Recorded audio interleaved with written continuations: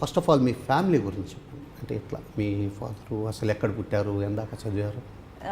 నేను యాక్చువల్లీ పుట్టింది Delhi, so native place Delhi అవుతుంది.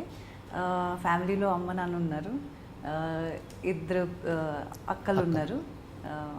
They both married. I finish my graduation ఢిల్లీలో ఉన్నానండి. తర్వాత బాంబే వెళ్ళాను, ఫర్ మై యాక్టింగ్ కోర్స్ కోసం వెళ్ళాను. నాన్నగారు అయితే 2 సంవత్సరాలు ఇచ్చారు. 1 year ట్రై చేయి, ఓకే అయితే continue, otherwise come back do your MBA అన్నారు. ఎంబీఏ చేసి ఏదో జాబ్ తీసుకున్నాను. అంటే ఇది ఒక అందరికీ కాలేజ్ టైంలో అనిపిస్తుంది కదా, నేను యాక్టర్ అయిపోదామని అలా అనుకున్నారు నాన్నగారు.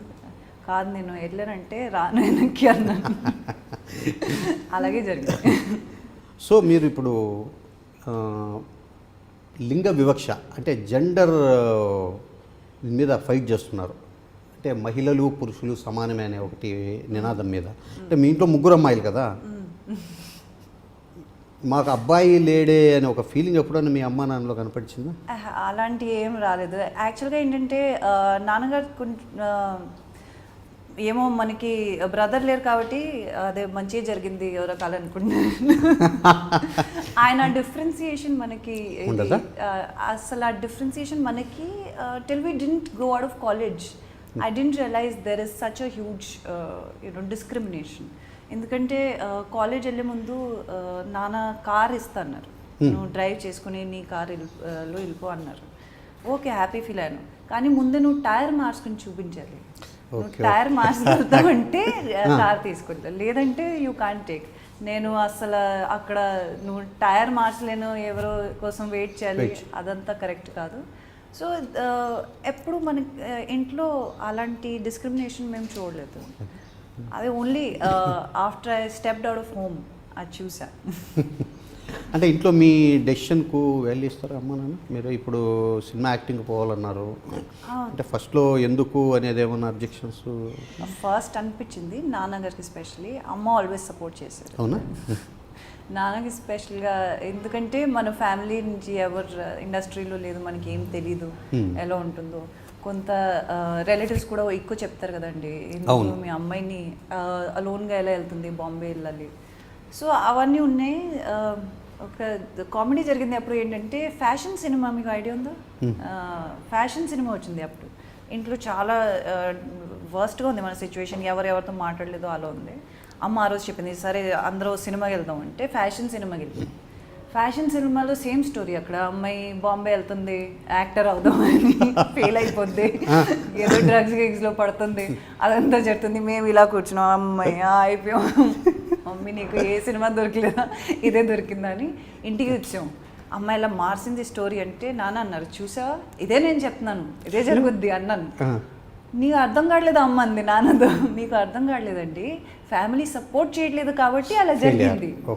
అమ్మాయికి ఫ్యామిలీ సపోర్ట్ చేస్తే ఇలా ఇవన్నీ ఉండవు. లాస్ట్లో ఫ్యామిలీ సపోర్ట్ ఇస్తుంది సినిమాలో.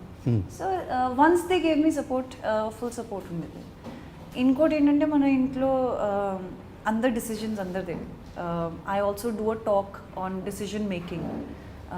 అదే కూడా దట్ కమ్స్ ఫ్రమ్ ఫ్యామిలీ రూట్స్లోనే. అంటే we always had the liberty to take our decisions. ఎప్పుడు లేదు ఇదే చేయాలి అదే చేయాలి అలాంటివి ఏం లేదు.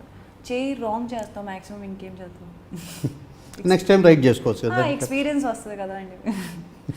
అండ్ ఆల్వేస్ ఐ థింక్ మన ఓన్ డిసిజన్ మీద మనం ఫుల్ హార్డ్ వర్క్తో ట్రై చేస్తుంది రైట్ అవ్వాలని కోరుకుంటాం కాబట్టి we put our whole heart in it. So decisions always have been supported.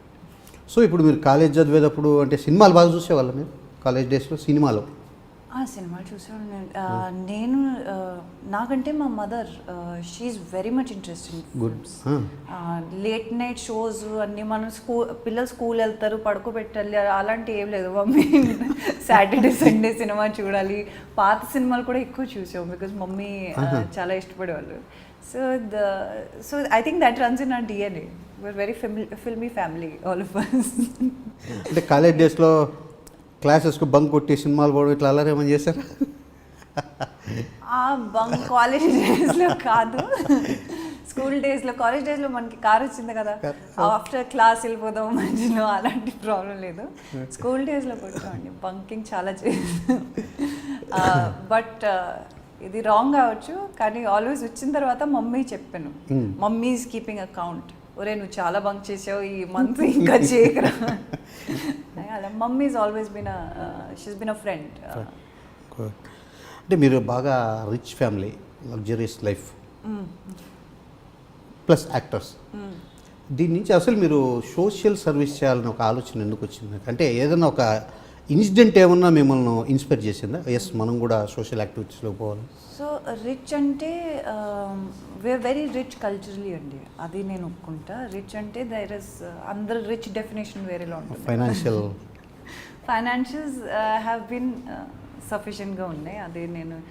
But luxurious life అంటే చాలా సింపుల్ లైఫ్లో ఉన్నాం మనం. అంటే నాన్నగారు పాలసీ ఒకటి ఉంది, హిందీలో అంటారు సస్తా రోయ్ బార్ బార్ మెహంగా రోయ్ ఎక్ బార్. సో ఎక్స్పెన్సివ్ ఒకసారి కొడుతుంది, మనం చీప్గా వెళ్తే మళ్ళీ మళ్ళీ ఏడ్చేయాల్సింది వస్తుంది. So so always take the best thing. అలా అయితే లగ్జూరియస్ మీరు అనుకోవచ్చు, కానీ మనం చాలా సింపుల్ లైఫ్ ఇది చేసాం. బట్ సోషల్ సర్వీస్ వచ్చేది I don't know how it was maybe destined. నేను చిన్నప్పటి నుంచి స్కూల్ నుంచి ఎప్పుడు వెళ్ళినా ఒక ఎన్జిఓలో పార్టిసిపేట్ చేద్దామని, ఎన్జిఓస్లో పార్టిసిపేట్ చేస్తే డిఫరెంట్లీ ఏబుల్డ్ కిడ్స్ ఉంటారు. నాకు ఆత్మని ఆ ఎన్జిఓలోనే పెడుతున్నారు వాళ్ళు, ఎందుకు నాకు తెలీదు. నేను స్ట్రీట్ కిడ్స్ని తో వర్క్ చేద్దాం అనుకుంటే కూడా డిఫరెంట్లీ ఏబుల్డ్ కిడ్స్తో వచ్చింది.